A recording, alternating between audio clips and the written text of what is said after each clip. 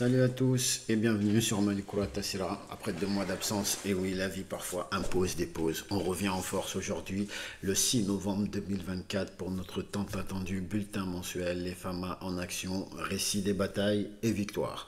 Merci de votre patience et de rester fidèles. Ce mois d'octobre a été particulièrement intense pour nos Famas, marqué par des affrontements, des embuscades et des attaques ciblées contre les civils. On vous raconte tout dans ce bulletin destiné au mois d'octobre, marqué par des affrontements, des embuscades et des attaques ciblées contre les civils. On vous raconte tout dans cette vidéo, restez donc avec nous jusqu'au bout. Et bien sûr, si vous aimez ce contenu, lâchez votre meilleur like, abonnez-vous et activez la cloche de notification pour ne rien manquer de nos futures vidéos. Et on démarre directement sur notre carte des opérations avec le 4 octobre 2024, gros coup des Famas qui ont intercepté et neutralisé une colonne de véhicules d'un groupe armé terroriste entre Tin et Sako. Tin et Sako qu'on va retrouver ici, et Tinzaouaten qu'on retrouve à la frontière algérienne ici. Tinzaouaten qui aujourd'hui est connu par tous par la dernière bataille qui a eu lieu au mois de juillet. Cette colonne était composée de plusieurs pick-up qu'on va retrouver ici. Des pick-up armés et d'un camion transportant des munitions et du carburant. Une véritable colonne de ravitaillement pour ces groupes armés. Les services de renseignement, après une observation minutieuse et coordonnée, ont permis aux unités terrestres et aériennes d'intervenir avec précision, entraînant la destruction totale de la colonne et la neutralisation de nombreux combattants. Cet exploit a permis de couper une ligne d'approvisionnement essentielle aux terroristes, affaiblissant leur capacité logistique. Le 6 octobre 2024, direction Ber et Tombouctou. Les Famas ont repoussé une attaque bien planifiée contre le poste de sécurité de Ber, qui se trouve ici, ainsi que des tirs d'obus dirigés vers la ville de Tombouctou. La ville de Tombouctou qu'on retrouve pas très loin ici.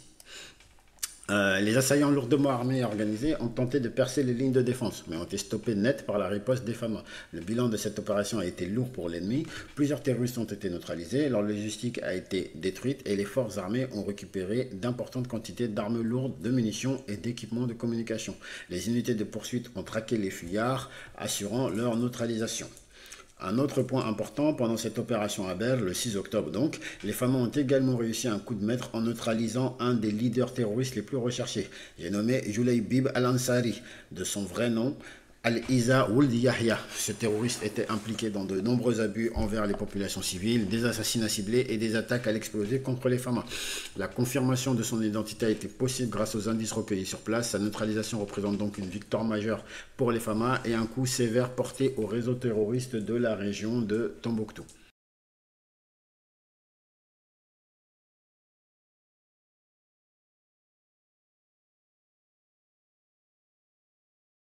Le lendemain, le 7 octobre, les opérations se poursuivent. La surveillance aérienne a repéré 2 colonnes de véhicules ennemis au sud-est de Douaya.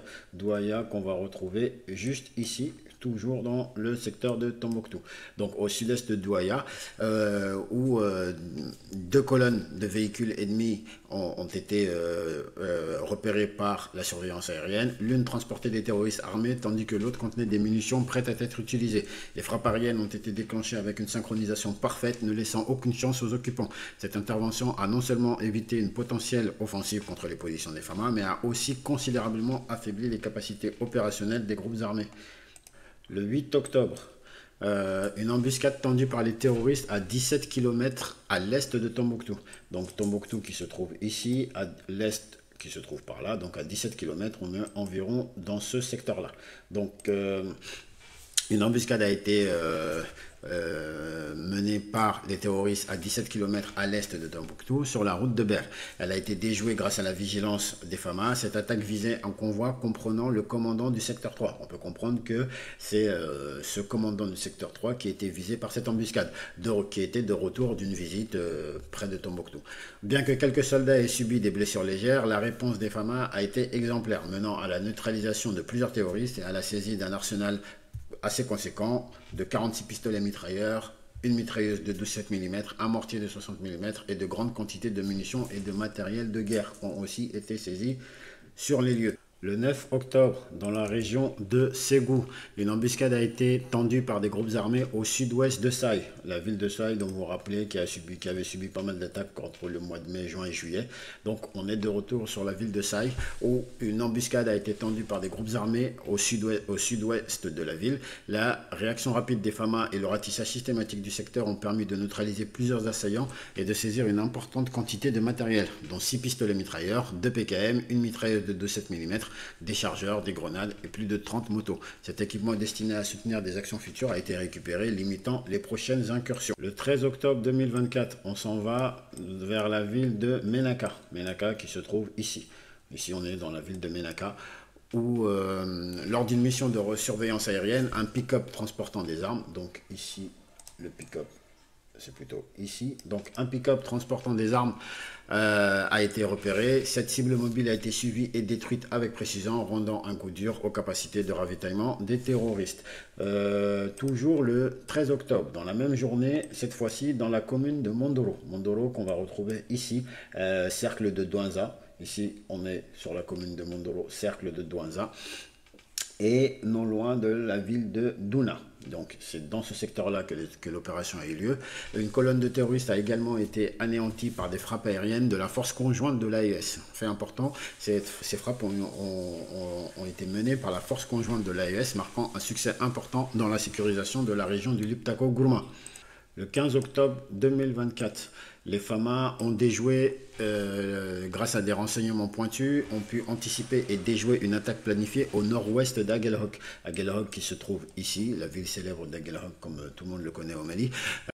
Donc une attaque planifiée a pu être déjouée dans ce secteur-là. L'équipe de reconnaissance a détruit un véhicule de combat et dispersé les terroristes. Cette victoire stratégique a permis de protéger les populations locales et de maintenir la pression sur les groupes armés. Donc c'est dans ce secteur-là, ici au nord-ouest d'Aguelhok, où ils ont détruit plusieurs véhicules et dispersé les terroristes. Les 18 et 21 octobre ont été marqués par des opérations de déminage et de sécurisation. Des EEI, des engins explosifs improvisés, ont été identifiés et neutralisés sur la route de Nara, qui mène vers Kuala, donc entre Nara et Kuala, ou Kuala-Nara. Donc Kuala qui se trouve à côté de la ville de Djidjeni, et Nara qui se trouve proche de la frontière mauritanienne. Donc des EI ont été identifiés et neutralisés sur cette route, évitant ainsi des pertes humaines et des perturbations dans la région.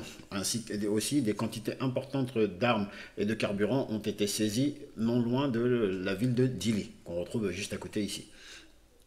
Et pareil, la même journée, des quantités importantes d'armes et de carburant ont été saisies dans les villes d'Amassine, Intebaz et Tassik. Donc dans ce secteur-là, tout ce qui est Amassine, Intebaz, Tassik et Indeliman, pas mal d'armes et de carburant ont été saisis dans ces zones-là. Le 22 octobre, des frappes aériennes ciblées ont été menées dans la zone de Boujbeha, dans le secteur au sud-ouest de Boujbeha, et qui ont permis de neutraliser des figures clés des groupes armés, notamment Mohamed Ould Labat, qui est le logisticien de la Katiba de Tombouctou, et Abdel Latif Al-Ansari, qui était chef des opérations dans le secteur de Zouera. Secteur de Zouera qu'on retrouve ici. Zouera, c'est près de ce lac-là. Cette opération a considérablement perturbé la chaîne de commandement des terroristes dans la région. Le 24 octobre 2024, dans le secteur d'Ungel, les FAMA ont détruit une base ennemie bien installée, neutralisant une trentaine de terroristes et saisissant 24 motos et un stock d'armes et de munitions. Le lendemain, donc le 25 octobre 2024, une autre offensive a permis d'éliminer 10 autres terroristes. Donc on est à plus d'une quarantaine de terroristes tués sur ces 2 jours. Et récupérer plusieurs véhicules, renforçant ainsi la sécurisation de la région. Donc la ville d'Ungel qui se trouve pas loin de Nampala. C'est dans le secteur de Nampala. Enfin, pour finir, le 1er novembre 2024, sur la RN6, entre Sévaré et Saint. Donc la RN6, elle se trouve ici, entre Sévaré et la ville de Saint. La RN6, c'est toute cette route-là qui longe toute cette route-là entre Sévaré et sains. Donc, cette RN6, une embuscade menée par une centaine de terroristes sur plus d'une cinquantaine de motos a été déjouée par les FAMA. Après avoir suivi et frappé ces assaillants en fuite, les forces ont réussi à sécuriser la zone, garantissant la poursuite de l'acheminement du convoi. Donc un convoi quittant Sévaré pour Saint a été attaqué et les précisions sur cette attaque sont que l'attaque a eu lieu entre Yagara et Tiéné. Donc entre Yagara et Tiéné, ici, ils ont mené l'embuscade qui a été déjouée par les FAMA et qui ont poursuivi les assaillants qui s'étaient réfugiés dans les forêts aux alentours de Fangasso, qui a été nettoyé comme il se doit par les forces armées maliennes. Ce qui met un terme à notre bulletin du mois d'octobre. Ce mois d'octobre qui a été un vrai test de force et de résilience pour nos FAMA. Ils ont répondu présent en faisant preuve de bravoure et d'une détermination sans faille. Si vous avez aimé ce récap et que vous voulez continuer à soutenir nos forces armées, pensez à liker, commenter et surtout abonnez-vous pour ne rien rater de nos prochains épisodes. Unis, nous vaincrons, comme le dit le chef d'état-major des armées. Donc, laissez un commentaire pour saluer le courage de nos soldats et dites-nous ce que vous en avez pensé. Merci à tous et à la prochaine. Courage, on les aura.